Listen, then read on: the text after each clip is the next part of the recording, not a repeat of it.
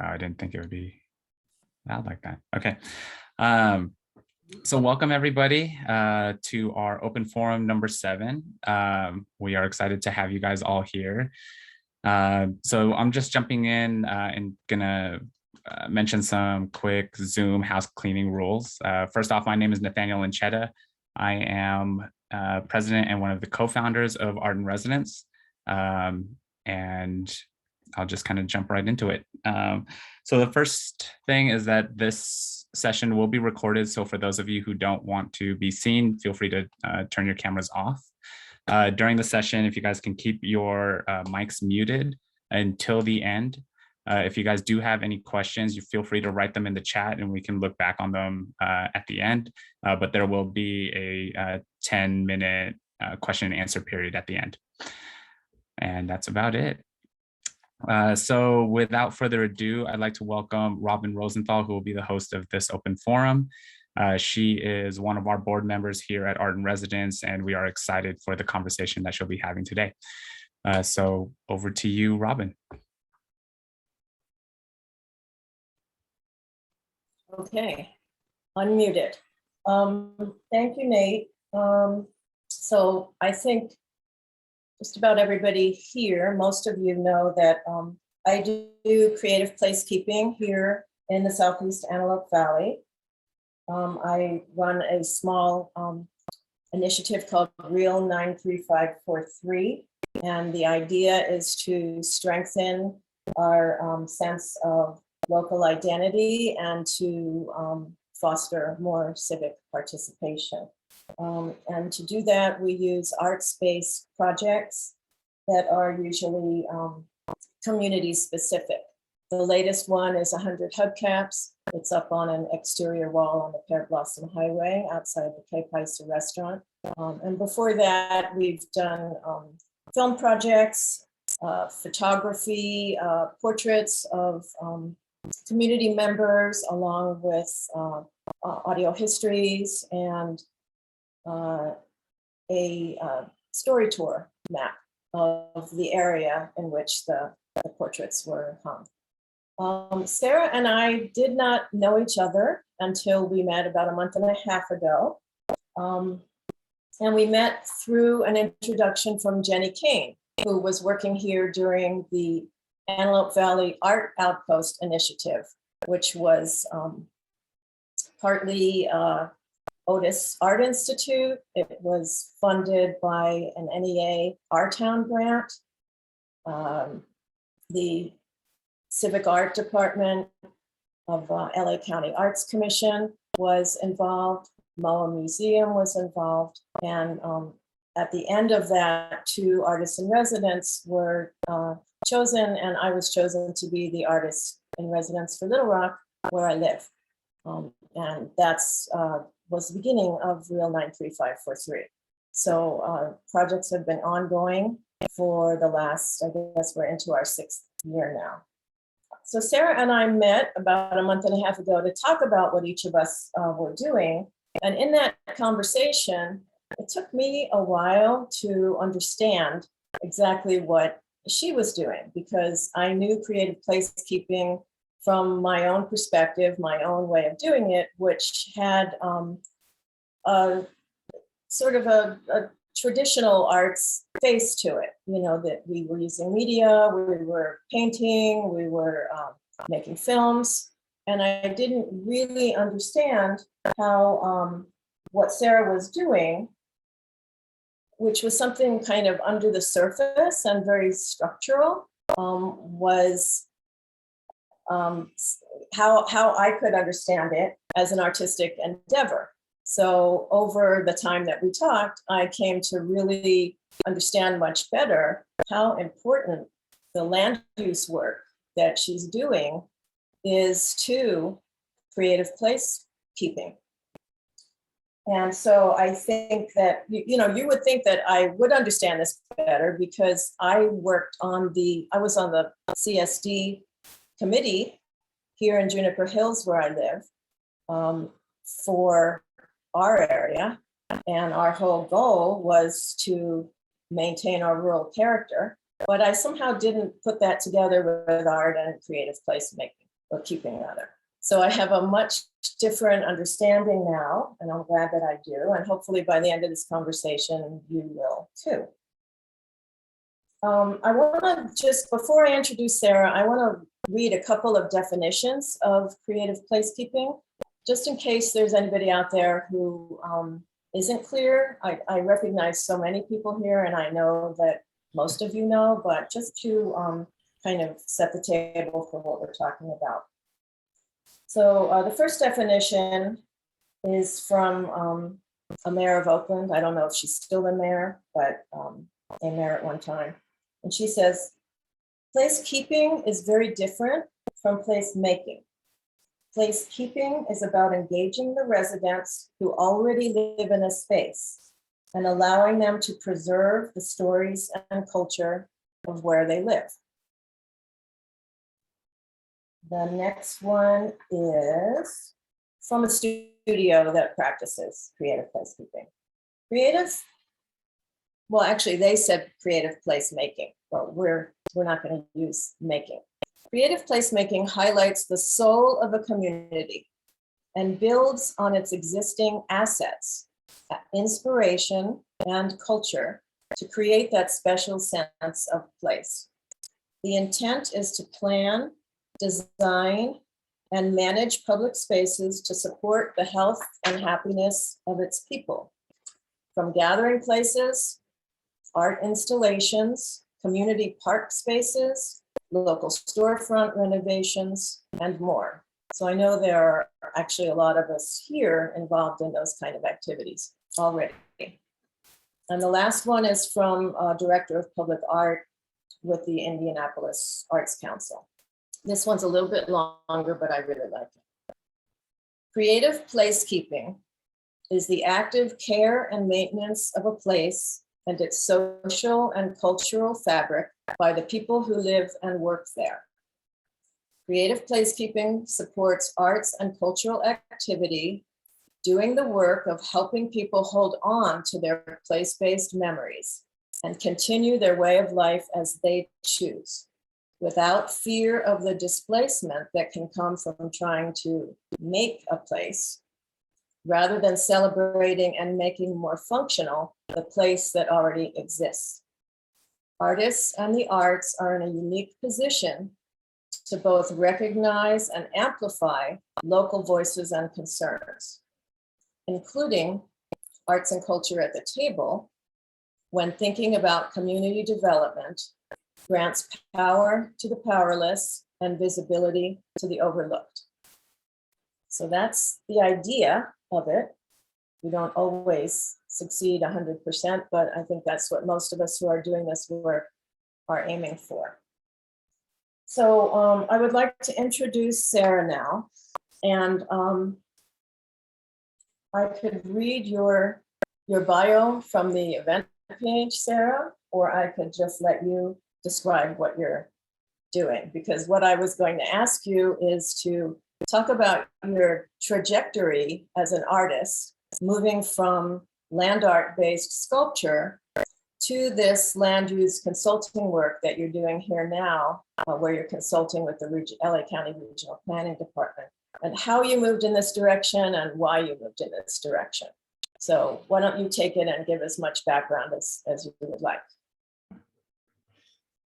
Thank you, Robin. I think your tone setting for this evening was really rich. And I love that in all of those descriptions that you offered around placekeeping, you just still talked about people in their places, and how a sense of valuing and maybe also whatever forms of making are desirable come from that experience of just feeling like you're a person in a place you care about. But yeah, I wanted to offer just a little bit of framing on me, but just also to begin, just to thank everyone for taking some time out of your Thursday night for this conversation, because I hope to get, some of you have had an opportunity to meet previously, but I'm just hoping to get to know you more and with any of you, and to just see where there might be alignment too with what I'm just choosing to focus on right now in Antelope Valley. And just want to acknowledge one of my team collaborators here, who we'll talk with a little bit later, is Carolyn Chen. is here from regional planning with me. So welcome. Glad you got into the Zoom, Carolyn. So again, my name is Sara Daleiden, and I have a background in sculpture as an artist, but really early on in my sculpture making, which I always like to root into the fact that I come from small town Wisconsin. The big city near where I grew up is Milwaukee, Wisconsin, and I'm many generations from farm families in this region that in my family bloodline immigrated from different European countries into America. And so, but I grew up partly through that farming culture, but also just through, again, really a version of rural life as I knew it in Wisconsin. It just came to value land, relating with land, stewarding land, being fed by land. You know, that time itself was always marked by the cycles of growth of food and other kinds of life around me in land. And so, and even my sculpture upbringing, I always link to coming from all the crafts that were made in my cultural traditions, because actually concepts of art, concepts of sculpture, things I do now, that might be likened with public art or land art, those weren't necessarily concepts I grew up around when I grew up with in the town that I grew up in. So anyway, so for me, it's like even now today, all these years later of working professionally as an artist, and I also work as a facilitator, which, just to note, to me is just kind of a general term for me when I work on group relations and decision making. Again, all that's still coming back to that root that I have. And I have been, I currently live and work in downtown Los Angeles, and I have been there for, it's been close to 18 years now, I think. And I still do some work in Wisconsin, in the city of Milwaukee and in the surrounding region, as well as in other cities and counties in the US. I've always traveled a lot because, again, the work is a lot about working for myself and with groups around their land relationships. So I'll just offer that part of how sculpture got me to today, sculpture, and again, in this root of a craft tradition that I come from, because I did used to build a lot with my hands, using clay, using fabric, metal, wood, any different kinds of traditional three-dimensional building processes are all things I have been trained in and have used at different points in my life. But I realized that even when I was making objects, even when my hands were touching the material directly to make it, I was still always thinking about where did it exist? How would someone come into contact with this thing that I made? And of course, for me, again, like always a kind of just the inspiration was just still the place itself. And maybe partly because, again, I didn't grow up with art necessarily being a concept in my family and in my culture of my town. I realized that when I was starting to explore, I really wanted to make sure that whatever I was made was put in a place where someone, wherever they were living and working, could find it. That it didn't have to require you had to go to different kind of space, like a museum space or a theater space. So those kind of values is what actually led me to actually make art responding to different kinds of landscapes. But then eventually I became aware of public art, and also for me, public space design. So I have worked with parks and libraries and train stations and streets themselves and all of that over the years as just, again, the kind of place material that I can use for art, for an art idea or an art expression that I would like to see built. So that's kind of where I come at it from an art perspective. I think what's also really evolved for me over the years, and why I'm coming to you today, partly because I'm consulting with the County Department of Regional Planning as a facilitator with civic engagement, which, again, civic engagement for me at some level is just a very general term to describe when any of us can get involved with our own governance, with just determining how decisions are made, and of course also what literally gets built in and around us.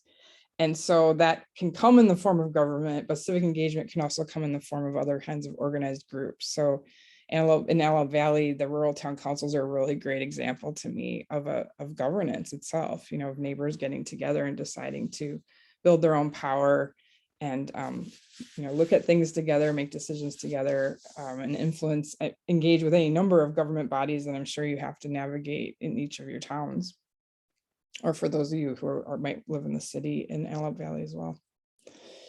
So yeah, so the point is land use and concerns with land use came for me because of working with land. Any piece of land that I would go to try to make some kind of artwork with, whether I was calling it public art or land art or something else, there was always usually multiple kinds of, I would say, power or interest in that plot of land. Some of them were public bodies, government bodies. Sometimes they might be businesses or other kinds of private interests. And then I was always interested in, like, sometimes when I'd go to make something in a particular place, there's all those other visible layers of where people care about that place, and they may or may not be actually own the property or own the building on the property or have some other kind of like direct legal or financial relationship to the property, but they still felt, whatever happened there was just deeply affecting. And so I started to realize that, like, just like there's geological strata in a piece of land, if we literally, wherever each of us is standing right now, if you dug deep into, like, really, really deep into the earth underneath you, you'd find really different kinds of material, different sediments, rocks, even water itself. I now think about land politically that way too, that there's different kinds of public and private layers on any piece of land that I'm standing on. And some of those layers, again, like some have deep historical roots, like, indigenous cultures and other forces that have been there that have affected what's on the land today. And then some of them might be really fresh, decisions that were even made in the last 5 years by a public entity like the county government, or by a private individual, like who maybe technically might own that piece of real estate. And that's affecting what I'm seeing on the land right now, or even what the quality of the soil is on the land can be so directly affected by those kind of decisions. So all of that, what realized, to the extent, again, as a sculptor, I look at land as material. All of that led me to learn about, and of course, build my own orientation to facilitate others to think about, the land that we're on, the land around us, and how would we like to influence how we're stewarding that land, as well as what literally our built environment looks like, feels like, because all of that is culture to me. The places we are, just like the clothes we wear, the food we eat, the language we speak, it's all of that to me is culture, and is just affecting how we're interacting with each other. So anyway, I just offer that as a real quick, like, conceptual overview. I will just add on, Robin, with what you said, that I had the pleasure of connecting to you because of working on the Art Outpost project. I was a faculty member actually with Otis College of Art and Design with their graduate public practice program, and Jenny Kane was one of my graduate students during that project. I was really advising faculty. I've stayed an advisor to her over the years.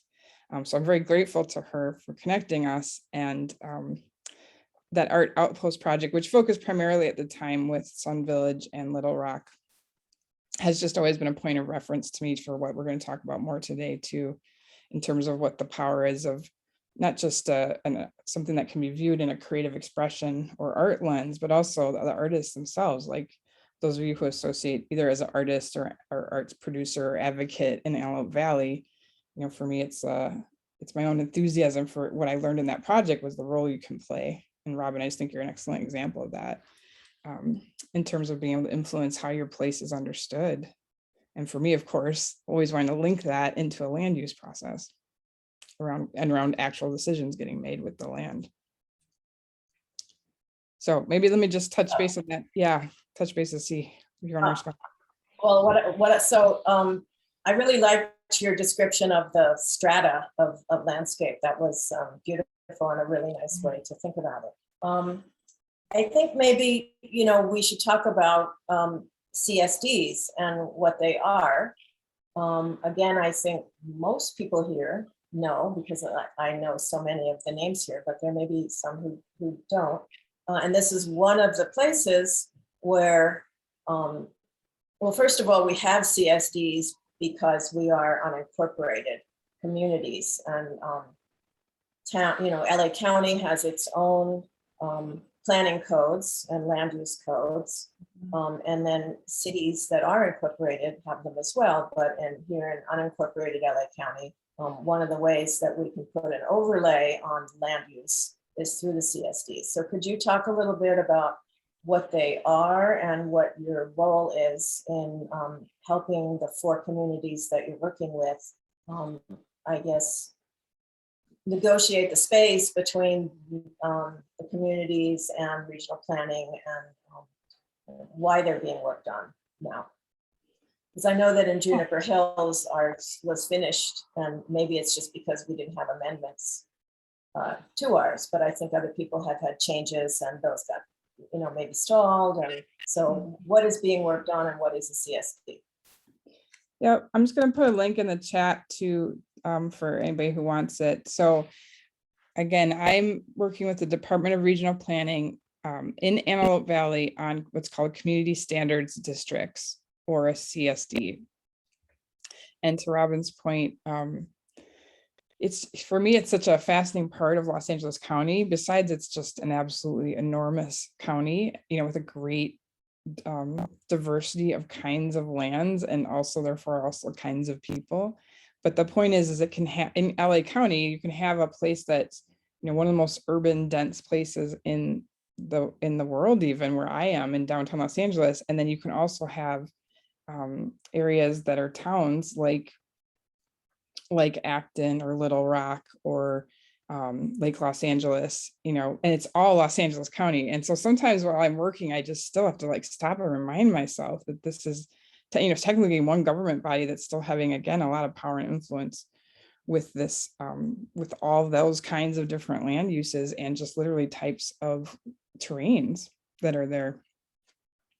And so the community standard district, it's a land use and zoning mechanism really that regional planning has to start to define how to put some definitions around land use and zoning into a particular place. And so it's a bounded space. So quite literally, it still has to have a boundary defined to it. And there's lots of unincorporated Antelope Valley that does not have a community standard district to it right now, or other parts of Los Angeles County too. This can happen in South Los Angeles as much as it can happen here in Antelope Valley.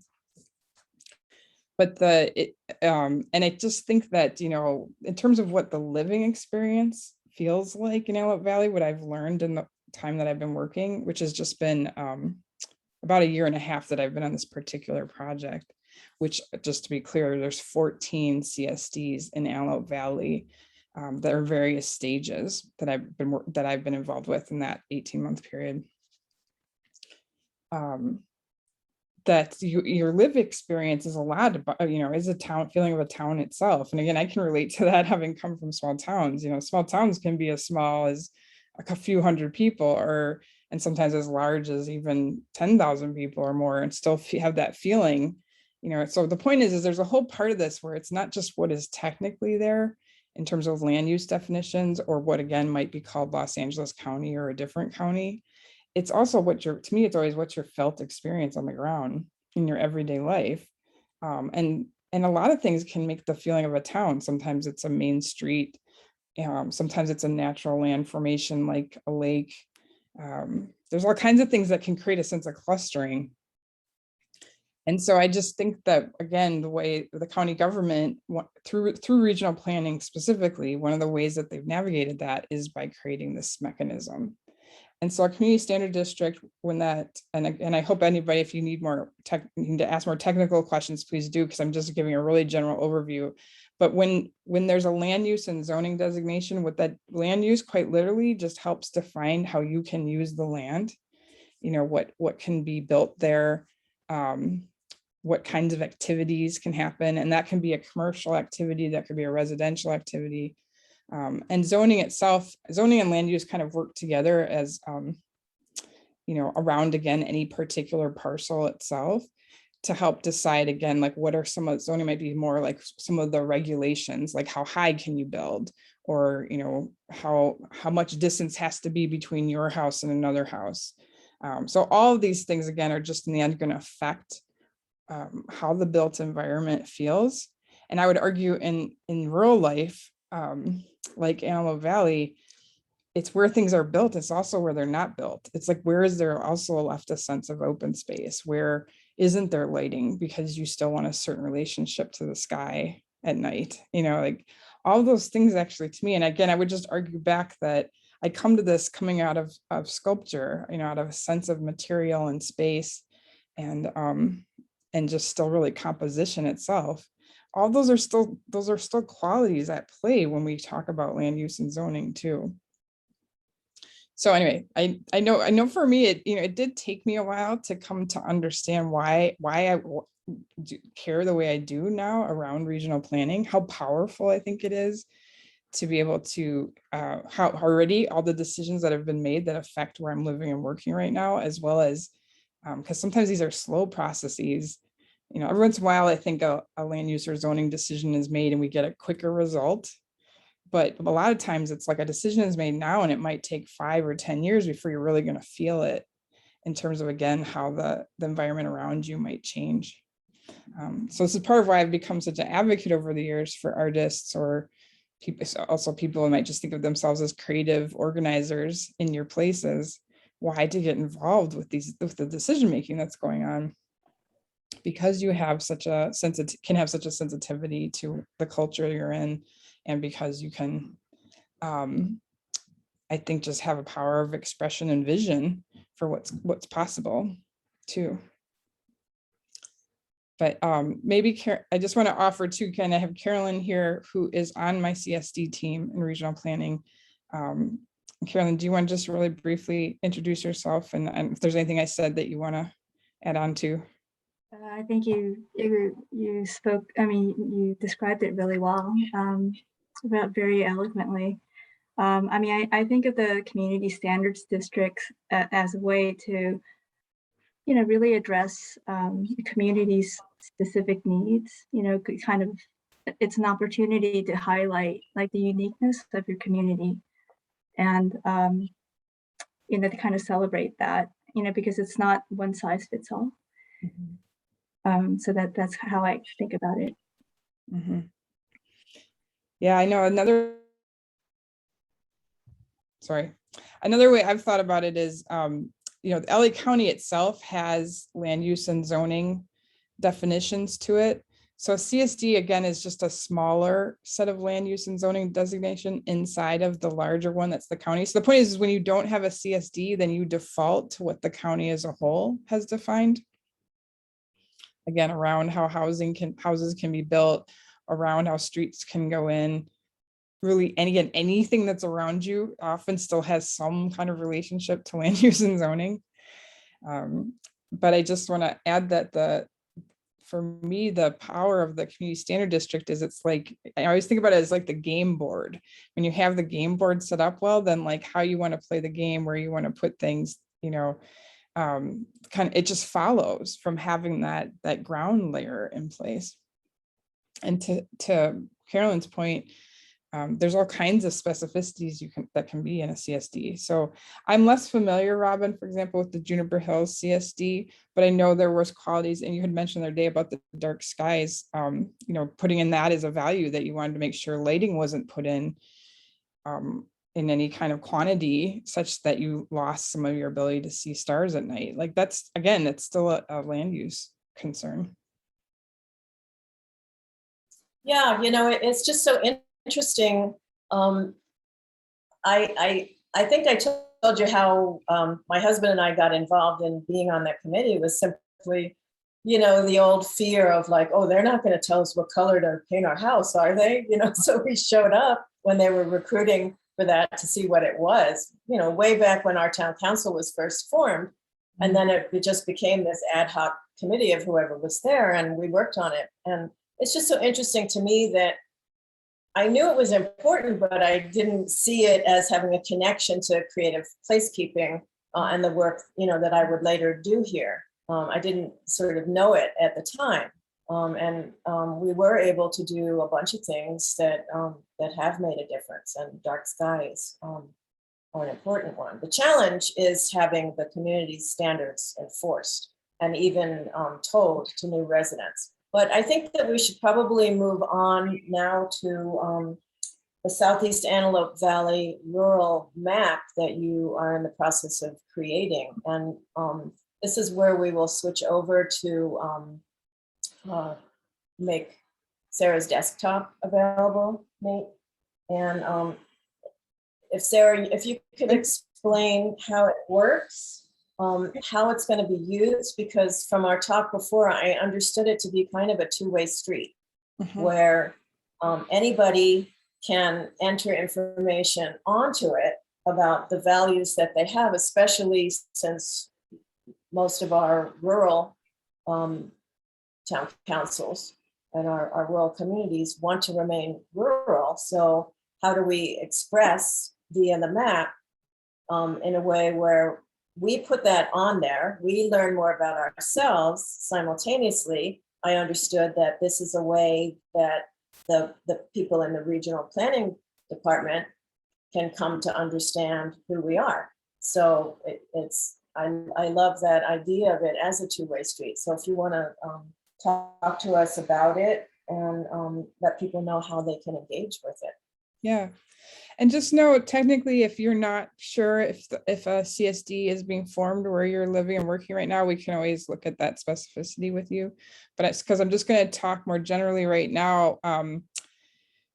So part of what happened for me in starting the work to look at some of the CSD questions that were coming up, and different communities, again, sometimes had really different kinds of interests that they wanted in their CSD, or again, sometimes it's been about difference of opinion between neighbors too, and working through that.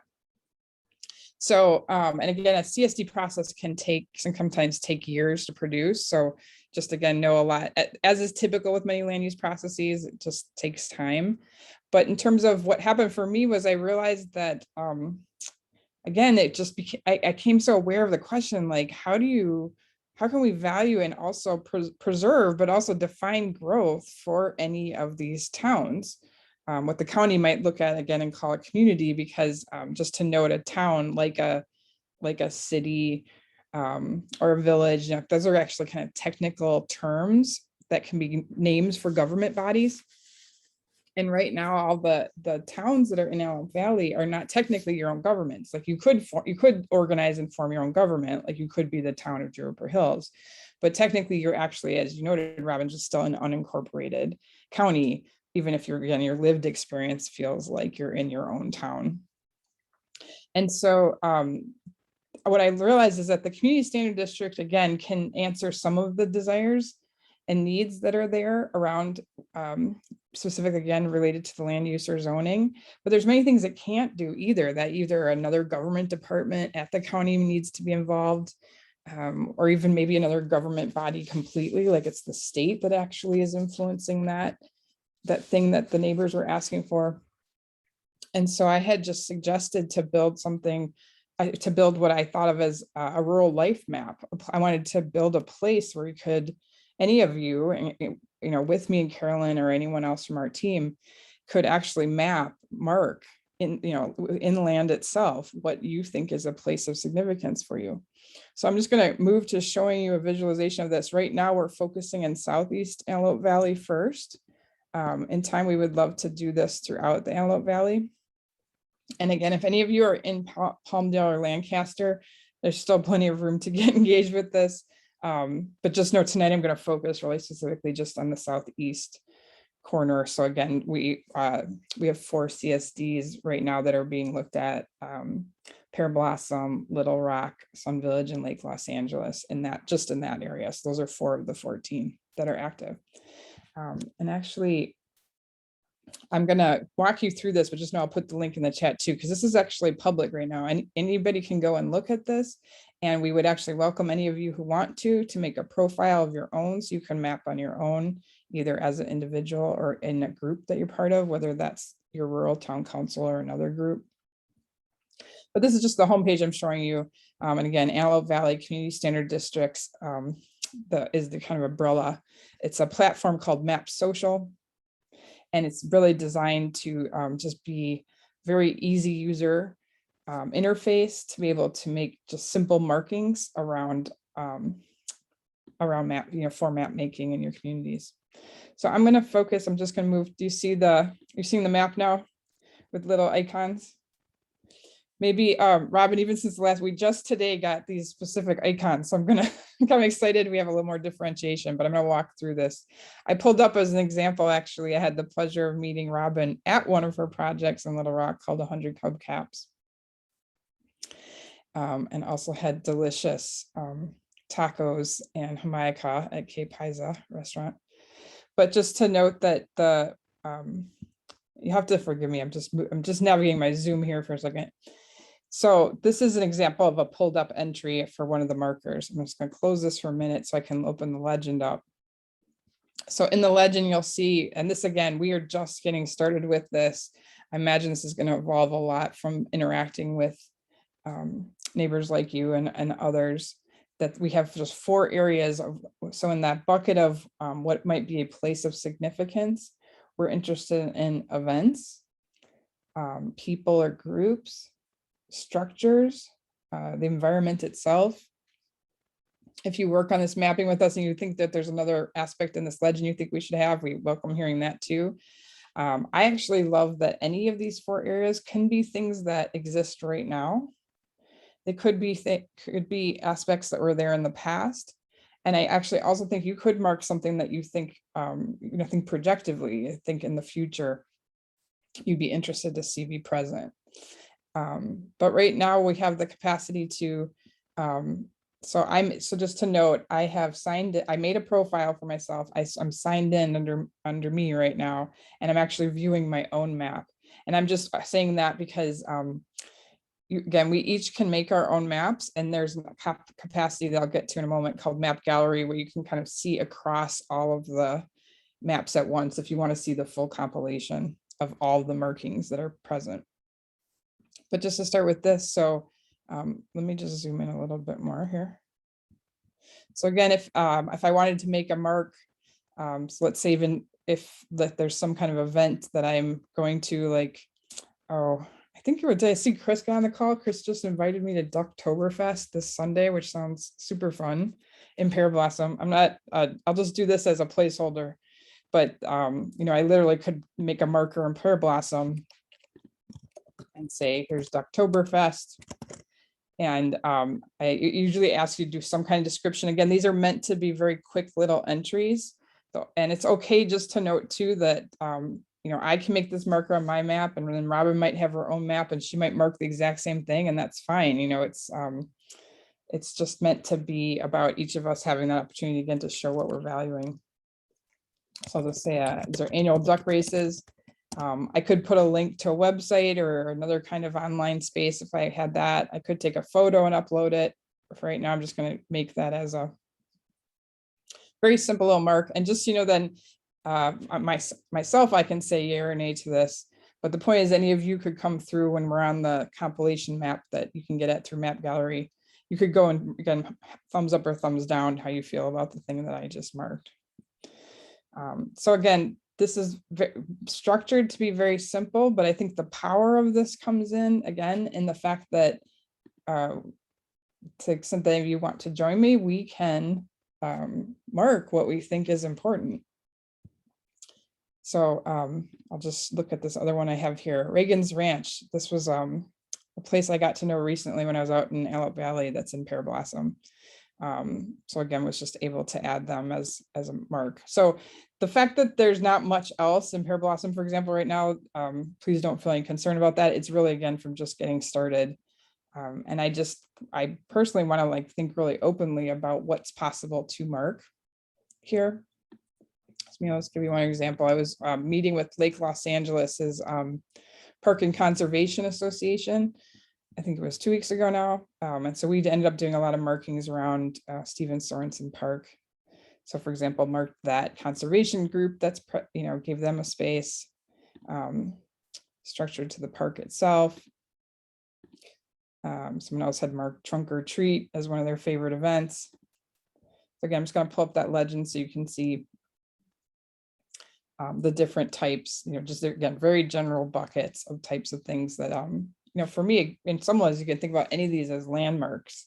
And they can be very personal ones, or they could be ones that, the larger community might acknowledge as important.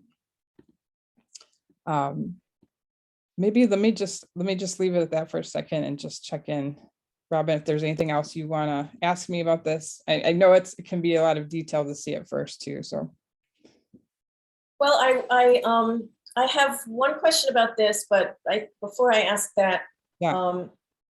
Besides this being a way of giving regional planning department a better sense of who our communities are. Yes. When we talked, you also mentioned that, and you just said something similar, that maybe the 5th District Supervisor's Office, for instance, would make use of this. So, if there are things that are not specifically land use, but are cultural needs, or places where resources can go, for instance, since, the 1% for art has just been passed. Do you imagine supervisor's office using this, and what other entities might use this as a way of getting to know us better? Yeah, thank you for saying that. So again, I would argue this, this is just in some ways, it's an overarching tool, again, to express rural life in Antelope Valley. That's the kind of driver of, at least for me, in coming to this map in the CSD process.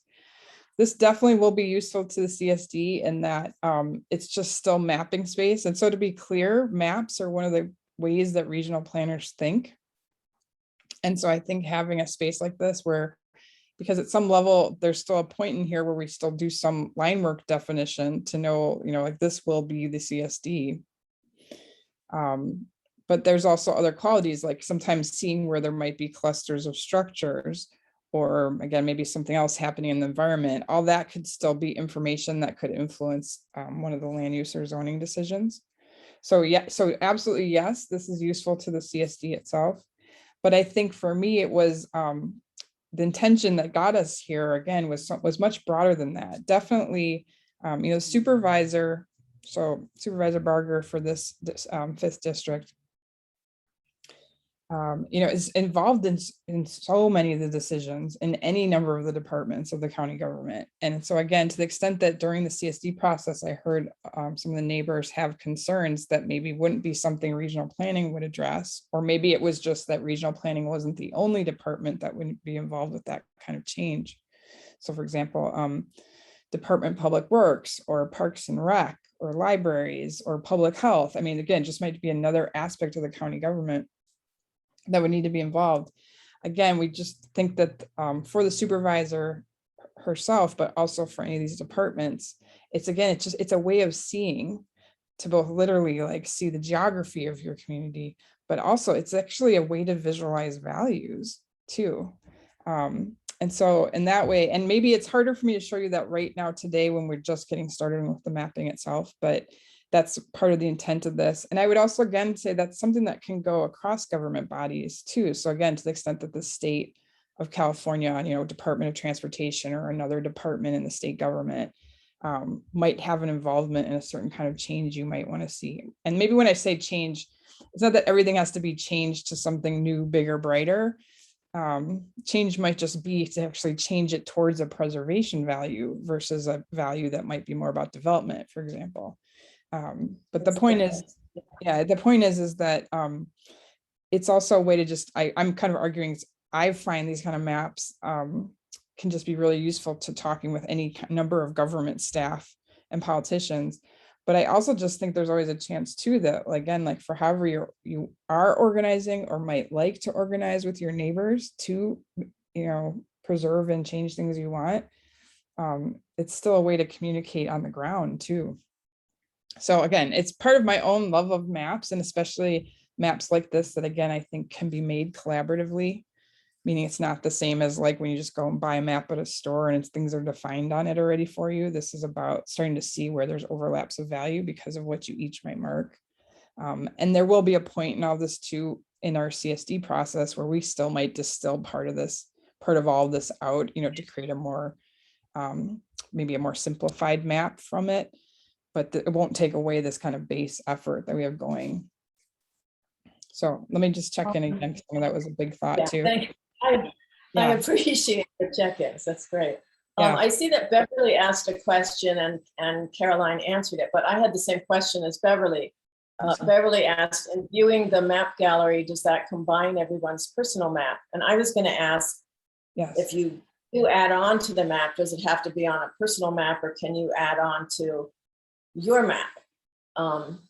So Carolyn's answer was, if you do view map button, like you said earlier, that you get a compilation map. Yeah. So is that the idea, is that every individual does their own, because they have their own profile, they make their own map? Actually, and I apologize, I didn't show you that. So let me just go back there for a second. And then after that, I think it's probably time to start thinking about moving on to questions. Yes. Sorry, just with my fumbling here in the Zoom. Okay, I apologize. When you go to map gallery, so I was on home, I went to view my own map, but if I go back to map gallery here, you have the option to look at each of the categories alone on a map. And again, we just know that there's still some cleanup happening below. We had used this map social platform earlier on in the CSD process, so there's just some tests and other things that are in here. But I know I saw Robert Benitez is here. I helped him. He made his own MOA map. So the point is when you make your individual map, it'll show up here. So the map I was in, the Southeast Antelope Valley rural life map, is just where we've been doing the compilation I showed you. And I always wish I could make this button bigger for you, but this upper right corner button is just one of the places you can go when it says view map and see all. This is where you would see all of our maps together. So again, right now it's primarily been me and my team mapping, so it maybe looks pretty similar to what I just showed you earlier. But in time, this one would become much more dense. And I just want to note, again, I've been focused in Southeast Antelope Valley, but the whole of Antelope Valley is here. And again, we would welcome marking in any number of places, because in time, this again is a tool we just want to be able to use with Antelope Valley overall. With unincorporated county questions as it relates with the supervisor, but again, potentially for other land use and other kinds of processes that the map can be a tool for. So yeah, happy to go to questions if that was just enough of a technical overview to feel oriented. Well, it is a little after 6:20, I think. So I can ask one last question, or we can go to questions. What do you think, Nate? Nate's in. Sorry, I was muted, but yes, that's totally fine. Which way? Questions, or I ask one more and then questions? Oh, I would go ahead, Robin, and ask your questions, and then we can open it up to the public. I do have a question here from one of the audience that was put in the chat. So yeah, Robin, go ahead. Okay, so I was wondering, because I came away from talking with you a month and a half ago with so much of a clearer sense of how land use is such an important determinant. Land use I wasn't thinking about it in this way. And I understand how it's such an important determinant of a community's ability to fulfill its vision for itself. Do you have any example at hand of a case where land use really did determine the way a community was able to do something that it wanted to do? I don't know if that's a clear question, but or a change, that was made, give us a land use example. Yeah. A concrete example, if you can. Yeah. Well, maybe one that I'll just bring up one that's really fascinating to me right now in the whole of Los Angeles County. And of course, there's various cities inside of the county, just to remind all of us, as many of you maybe already know. that also make their own land use decisions. So just know sometimes city and county are negotiating each other too. But I've been really fascinated by what's ADUs, accessory dwelling units. So again, that's part of that. I'm not going to go into all the nuances of difference between zoning and land use. Sometimes I say the word land use as a shorthand. I mean both zoning and land use because they kind of always go hand in hand. They're again, what the regulation is that's in place on any particular parcel. But I'll use ADUs. So accessory dwelling units, it's been new in just the last few years that both at county and again, some of the other cities too, inside of county, that there's just been a lot of more capacity to build extra units of housing on your property. And just know I'm not technically well-versed enough to know for the property you have in rural towns in Antelope Valley, what all the options are, but the point is that this is a way to, we sometimes hear that word density or densify a lot. It's an overall, there's a pressure in Los Angeles County right now to make more housing. You hear about the housing crisis, or there just not being enough units that are at low enough income levels for the number of people that actually need housing. And of course, there's different ways to make housing. You can make a big building that's 15 stories high and has lots of small units in it. But there's also something like an accessory dwelling unit, which is that an existing home can again either have a choice to make a separate small building on the lot that can also be a home, be considered an actual residence. It can have an attachment to an existing house. But all this is just back to, it's a decision about how many units of a can exist on any particular residential property. That would be an example of a concern. So the point is if you imagine each of the houses in Antelope Valley put on a second small unit, we sometimes call these mother-in-law apartments, or sometimes they're units that maybe don't have a full kitchen in them, maybe just are smaller in stature in many ways, but they actually quite technically could be considered a second residence on a property, second, sometimes third residence on a property. That means they can become available for rental income, or again, just maybe increases the number of people you can legally have living on your property. And I would just argue that in addition to, again, what that might feel like if that happened in Antelope Valley as an example, it's also just, what does that mean in terms of impact to increase the number of residents? But I just bring that up to me because it's just something that's been on my mind a lot when I think about Antelope Valley, to the extent that any of you may have that desire to still look at, again, how the number of people living there might increase without it feeling like all of a sudden there's bigger buildings going up. That this could just still stay at a very modest, intimate scale that I think many of you live in right now. That's just an example to me, again, of something that could fit into a land use or zoning decision-making process. Yeah, Thanks. And just know that's general overall to the county right now. That wouldn't have to be in a CSD. Yeah. Mm-hmm. So there was a good question from Larissa in the chat. Is that the one you were going to read, Nate? Yeah, we can invite her to come on since we're entering the question and answer period. Yeah, Larissa, if you want to share your question or if you want us to read it out, we can.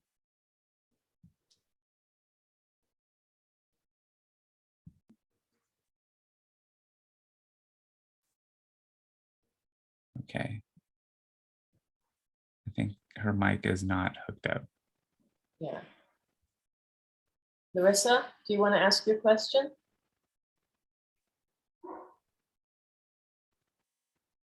Why don't we? Sorry, I totally wasn't prepared to actually speak. But yeah, so some of the things that we're looking at, I'm dealing with kind of the equity kind of equation on all of this with, kind of combining sort of the indigenous population and how we're going to address, kind of some of those ideas. And then also at the county level, we're also looking at counter mapping so that the map does not come from the government, but is something that can come from a different angle. You're kind of in a blended state. So I'm just kind of curious how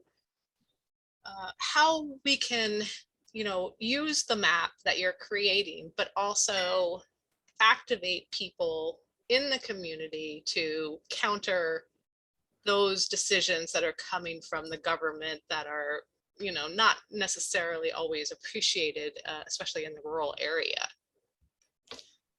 Beautiful question, Larissa. And I just want to know, I'm aware of your practice and I appreciate it a lot. So I'm honored that you came out for this conversation. So anyway, happy to talk more later too, but I will just say that, again, as someone who works on civic engagement, often in some instances directly through consulting with a government body, as I am with County Department of Region and Planning right now, I always just really strongly encourage any neighbors to still work on their own governance and any expression of that. So mapping, to the extent that you want to organize and map on your own, I think it's fantastic. I would even love to talk about like where that does have an intersection with something like what I'm sharing tonight, because you're right when I'm suggesting and inviting others to work on this CSD rural life mapping project. It is to build something that is already embedded into a way that I know the county and specifically regional planning already sees. So, for me, another way I think about it is just that, we're choosing to speak in English language tonight. There's a lot of different ways to speak English. And sometimes I might be saying something and think I'm speaking English, but it doesn't get received that way, for example, let's say by someone on county staff, because they just might speak in a different English than me. And so I'm using that as an example related to the mapping, because I feel like, by literally making a map for one, but then second, making a map, this map social again was a direct tool coming out of regional planning.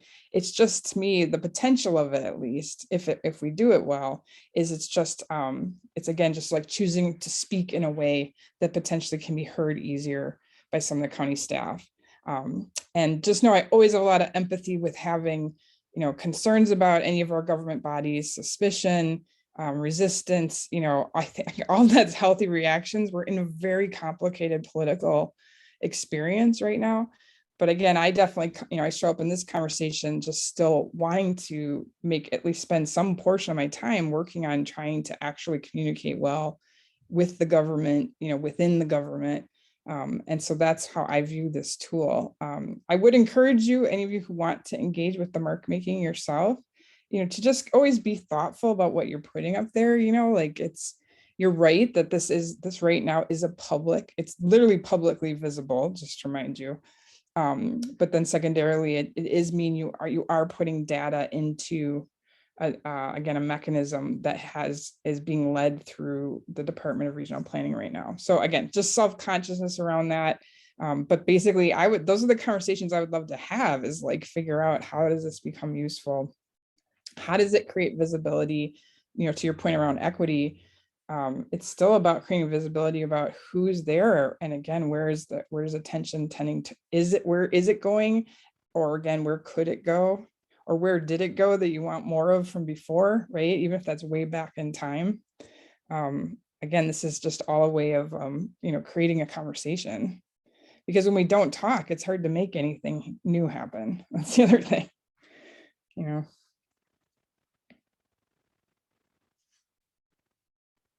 I think If other people with questions could maybe raise their hands, that would help. And then Nate, you can call on them. Yes, anyone who wants to ask a question, feel free to turn off your mic, ask a question, and then just turn the mic off so that gives room for Sarah to answer. So anyone have a burning question for Sarah?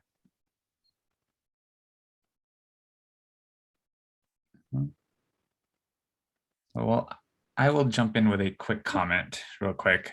Sarah, thank you for coming on to this talk.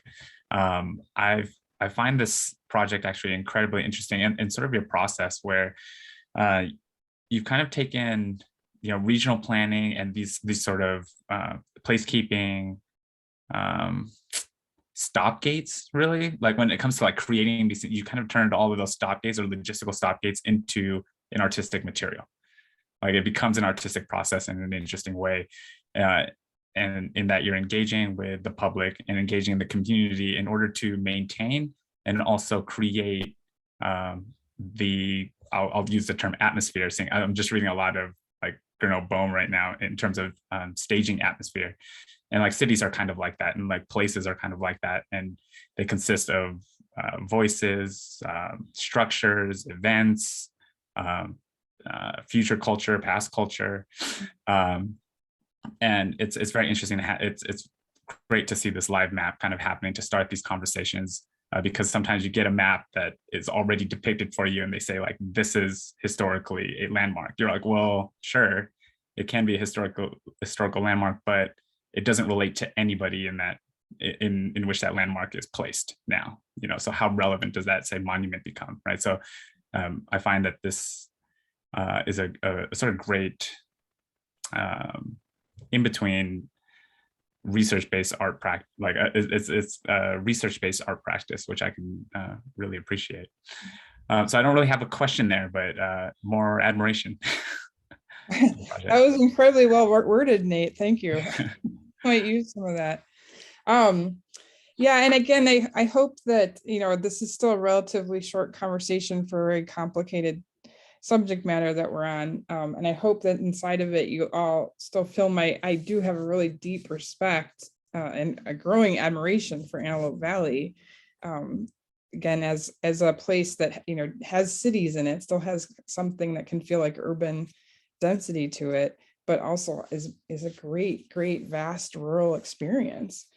And so my hope with this is, again, to build something that can still show what it is, as well as how to be able to have a way of negotiating what, again, at some levels going to feel like preservation, but another level just might feel like defining the pace by which development or growth happens. Because I'm sure there's ways around you, all of you right now, where you feel it.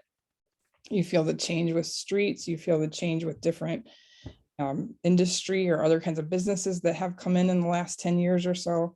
It's just all that the change is always there. And sometimes when we see the change, again, the decisions got made at least a decade earlier that, again, affect what's happening with the land itself. Well, I see a couple hands here. Yeah, we got two here. I think Chris came on first before Jeffrey in terms of the raising hands. So Chris, you're welcome to turn off your mic and ask your question, and then we'll go to Jeffrey. Yeah, hi, Chris. Hi, everybody. Hopefully you can hear me. Sorry for my little bit tardiness. We have very poor Wi-Fi out here in this in Pearblossom area, let alone internet. And you may have covered this before I hopped on, but I'm just curious, is this a step for the county using this mapping? And I heard you say specifically regional planning. Is there any incentive for other departments to use this to really reflect on how we really want to live? Because I've been involved with the CSD process for a while, and some of us for even longer. And we've pretty much been unheard for 12, 13, 14 years for some people.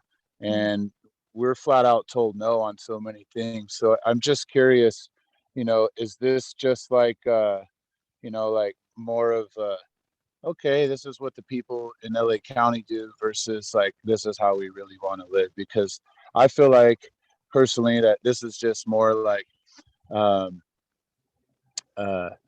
we just want to identify how people live and have them heard. But when we spent hundreds of hours in meetings just to be told no, when we could have been told no at the beginning of hundreds of hours of volunteering. So is this a step that's going to go beyond regional planning? Something that our supervisors, all 5 of them, are actually going to back to really help people want to live, because we've had so many ordinances passed this year that go everything against the way that we live out here with the ISHO and so many other ordinances on our properties or zonings. They don't reflect the way they live. So is this a way that they're going to reflect on how we want to live? And then second, how would they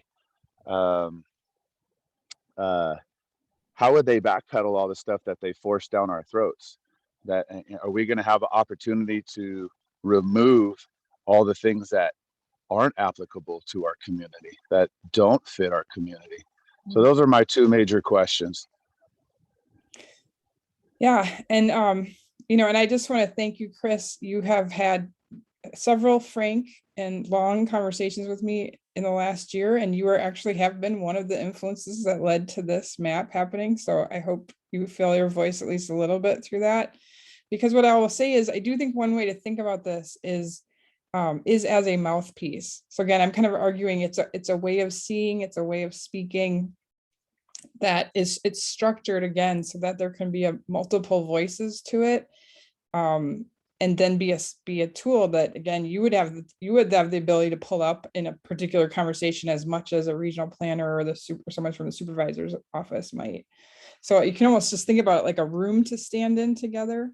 It doesn't take away all the other ways you already are using to advocate for yourself. It's meant to supplement it, but again, I'm coming to you again with just my own assessment as someone who thinks about how to influence these kind of land use processes, that it was one of the things that I became aware of in all of this is where, to your point, it wasn't just a regional planning decision that was coming up when we were having a conversation around the CSD. And so just know right now the supervisor's office is aware of this project, is paying attention to it. Again, we need to bring this map to a different point, I think, before we might have a sit down. But and again, I'm not in a position to guarantee what the county will or will not be able to offer, to Pearblossom or again to any of the other towns that the rest of you might be from. But I can just say that, like, for this even to have a chance of working it, actually, for me, like, I need more partnership, people again like yourself who potentially want to think about what the mark making is, what is important to communicate, and to use as a reference. I mean, this is again it's a tool in the toolbox.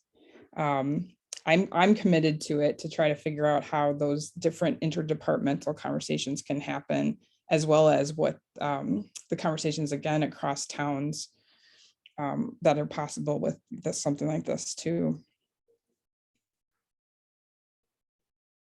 Okay, Chris, thank you. Thank you for that question, Chris. Yeah. Okay, so I think we have time for one more question. I have one more hand raised here, is Jeffrey. Yeah. Jeffrey, you can go ahead. Thank you for being patient and waiting there. Yeah, yeah. Chris heard everything you said. He's got headphones on. He's just trying to get the duck track done. The build right now. Yeah, I respect that.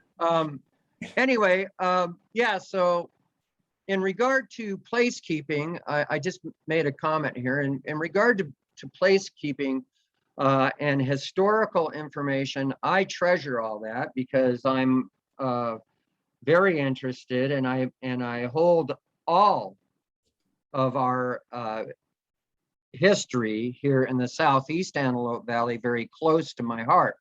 That includes the history of our neighbors north to me. But the thing is to preserve our rural community is very important to me, and our rural way of living. But just like I had said too, in regard to ADUs, really, our CSD currently says that there is only supposed to be one dwelling unit per acre. Okay, now with these ADUs, now what's happening is people are putting in tiny houses. They're bringing in motorhomes and stuff like that because of the ISHO. And now Littlerock, which was once a low density, could very easily become a high density residence, okay, or residential area. In this whole deal too, one thing that we're finding out is, even though we have this information in our CSD, because there are state mandates for housing, our CSD is, it doesn't matter if we have a CSD or not. Mm. Because if the state says, oh no, this is what you got to do, this is what you got to do. Now, obviously though, along with the ADUs, you still have to, depending on how large that ADU is, so on and so forth, you still have to have septic available, so on and so forth. So anybody who is building these ADUs or bringing in tiny homes legitimately should be registering with the county or getting permits with the county. Well, they aren't. With the ISHO, anything that you have on your property to accommodate somebody's living, you're not supposed to be renting it for profit. So what's happening is people are getting confused between ADUs and the ISHO, okay? Next, the other thing I wanted to say, getting back to the historical thing, is that historical place marking and whatnot is very important. As a matter of fact, within our Littlerock, our Positively Littlerock thing, we not only included the information map in regard to the people that we were featuring, but we also featured historical landmarks within Littlerock. And we really it would be great if we could preserve those. However, the historical place marking and whatnot should have, at least the way I see it, should have nothing to do with our CSD proper, because the CSD proper has to do with the tax-paying property owners and how they want to be able, or what they want to be able to have on their properties, and their own permitted uses of what they want to be able to put on their property. That has nothing to do with historical anything, with historical place marks or anything, unless we're going to go and preserve that property, which I believe that any historical property in our region should be recognized and should be preserved. And we're losing them. Or I just lost one that was very dear to my heart just a couple months ago. And regional planning knew I wanted help trying to save that place. Donna Tamir knew I wanted to save that place. And I really, really tried. But at the same time, code enforcement made them tear it down. You know? So that, you know, but anyway, so the thing is even the historical place marking doesn't necessarily preserve or protect anything unless you can get it registered. But anyway, getting back to the CSD, I really don't think that the place marking has any significance to the CSD, because CSD has to do with how we're living today. It's not how we lived yesterday. It's not about the community of yesterday. It's about the community today and how we want to live here in our rural community. Yes. Okay. So that is one of my problems. And I'm a history lover. Once again, I'm a history lover, but that's one of my problems in intermixing historical information or historical boundaries or whatever in the CSD, because it doesn't apply to what's going on today. It really doesn't. Yeah, no, and I think that's well said, Jeffrey. Maybe to clarify for myself, while this mapping project is definitely getting stimulated from the CSD process, again, it's really meant to be a tool to just be able to do the communication work that's necessary. I would say for some of the things that will have to do with the CSD, but to be honest, a whole lot of them don't. And when you're talking about enforcement, I mean, what's sometimes called enforcement, I would also just call implementation or monitoring.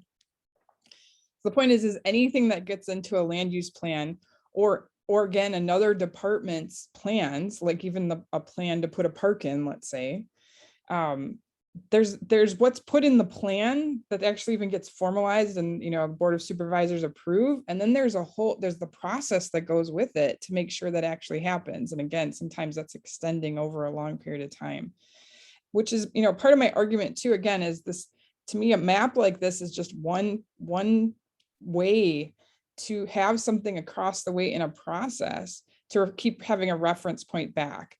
And I'm saying that same thing is it's just a way, again, to focus attention on the kind of the whole of what you might want to see because of potentially what has already happened or what you're in right now.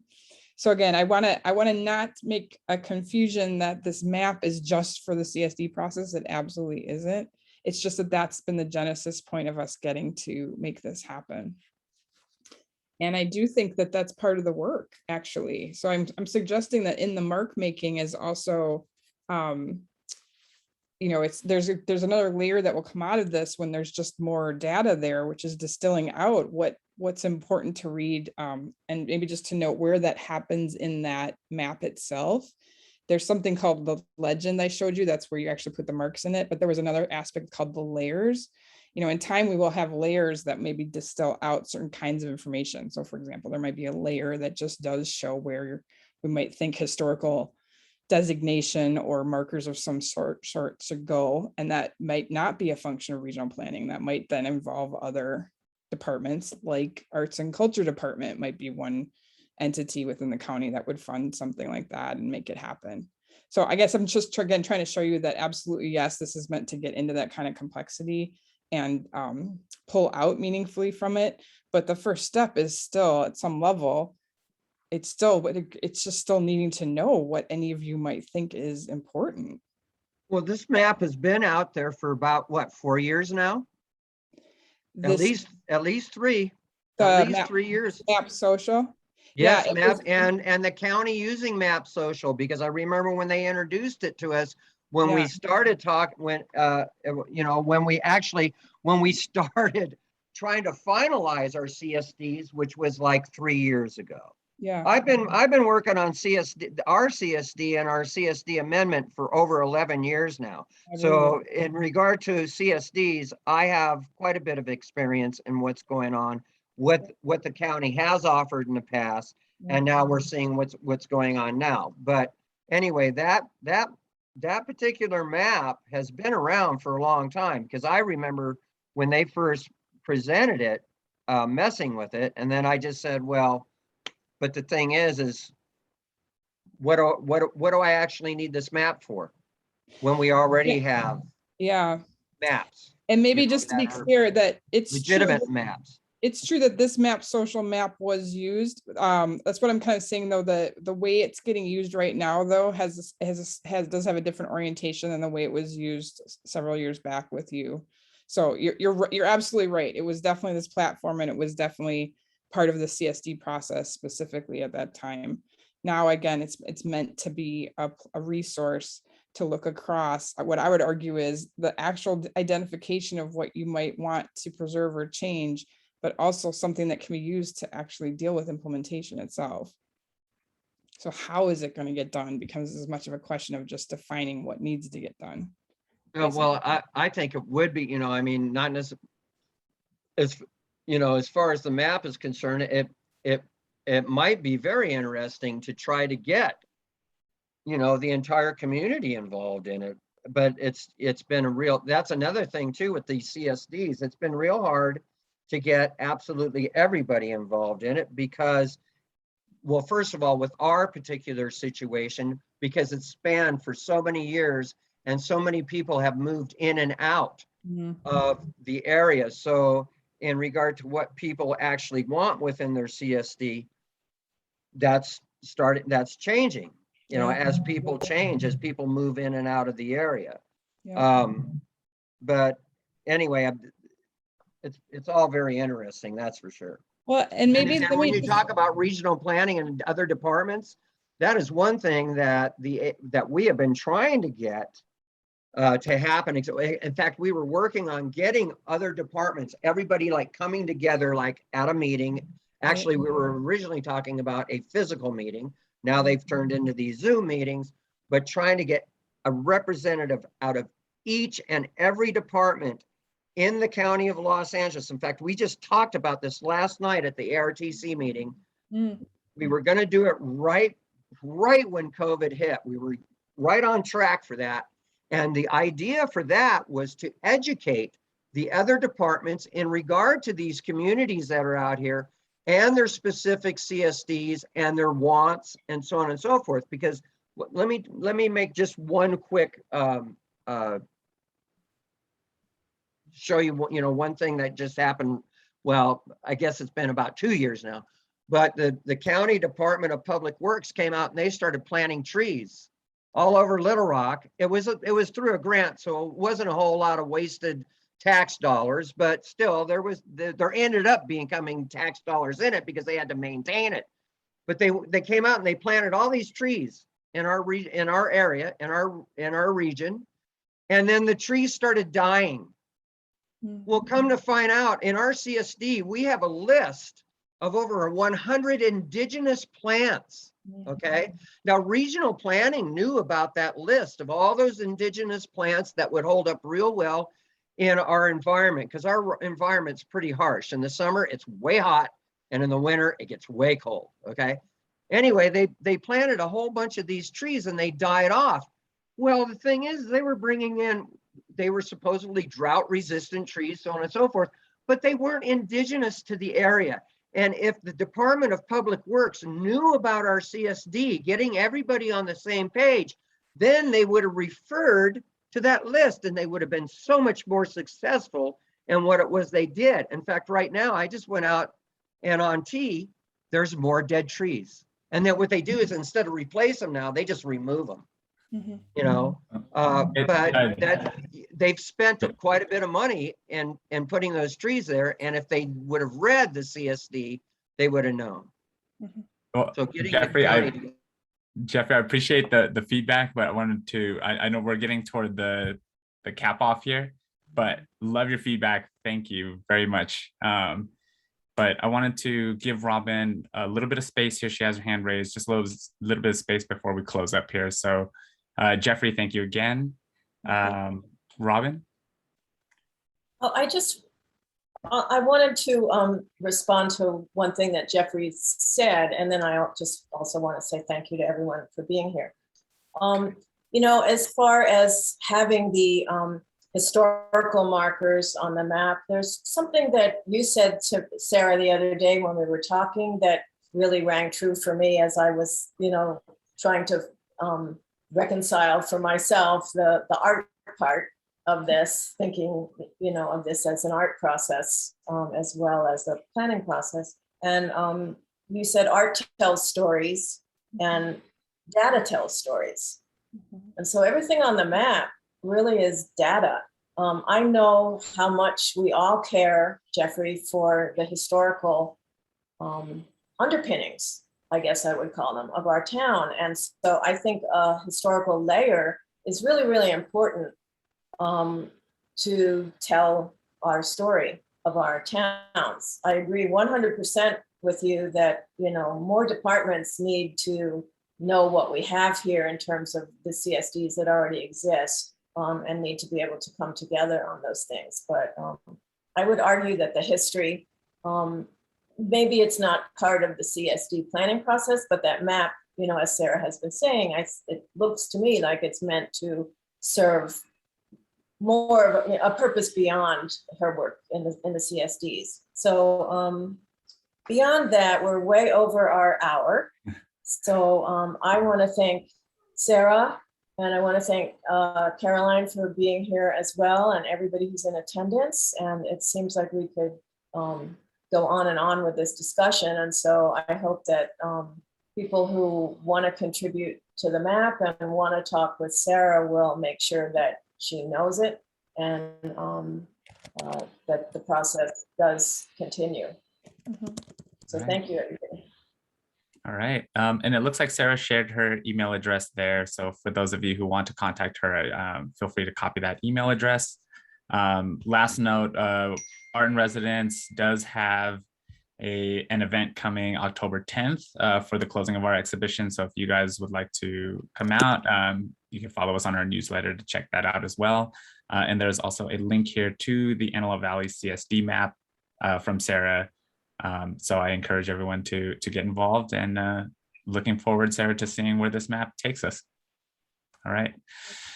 So thank you, everybody, and hope to see you guys at the next open forum.